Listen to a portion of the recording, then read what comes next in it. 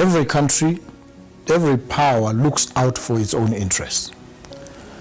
And every African country must also understand this reality. And African countries must look out for their own interests, and collectively as the continent, we must look out for the interests of the continent. And when we get to the negotiating table, we must pursue vigorously these initiatives. What has tended to happen in the past is that the previous leaders on the African continent have cut deals that are not so beneficial to their countries and to the continent. That was a failure of leadership, a monumental failure. So that's Botswana President Duma Boko. And he just said the quiet part out loud. He's calling out what most leaders want, that when a foreign power sits at the negotiating table, they are looking out for number one. And in other words, they are looking out for themselves. If Africa doesn't do the exact same things, that is on us. And this week, that exact money got to put to the test with real money, specifically for AI. On this channel, I talk about Africa future and AI.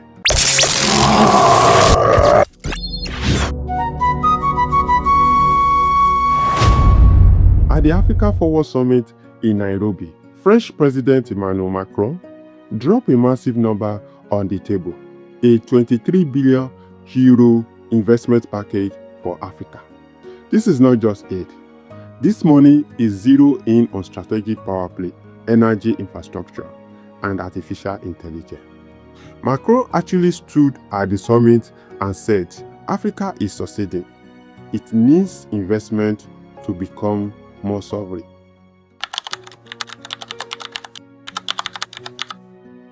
But here is the catch. The point Boko is making is that the money itself is not the problem. The problem is who is doing the negotiating and what are they actually asking for. So the real question about this 23 billion euro is not just whether it is a good news. The question is who is sitting at the table deciding where this AI money goes. And is this deal actually giving Africa the capability to build its own future, or are they just handing over a check? Because right now, the infrastructure gap is wide. Across the entire continent of Africa, there are only about 220 to 230 data centers. That is under 1% of the global capacity, even less than 1%.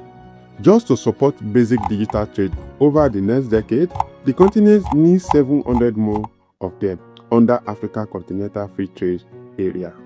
Nigeria's trade minister hit the nail on the head at the same summit. He basically summarized Boko's entire money in one reality check.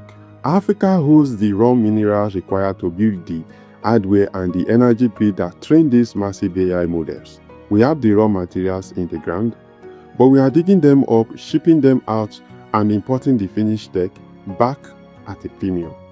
It is the exact same trap Boko won the pot. Just swap out diamond and oil for AI data center.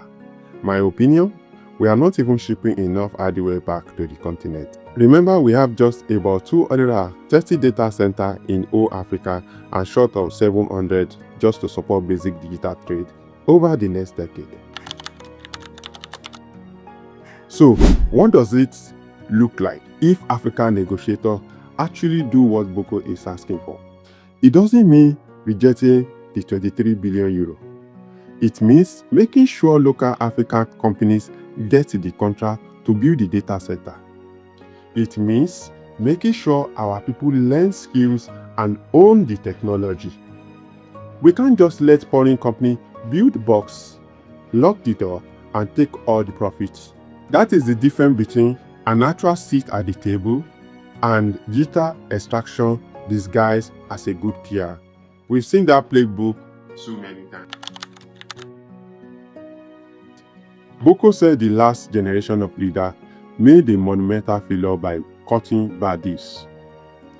Whether this 23 billion euro become history repeating itself or the start of something new, that depends entirely on people paying attention to how the money is spent not just cheering when it gets announced.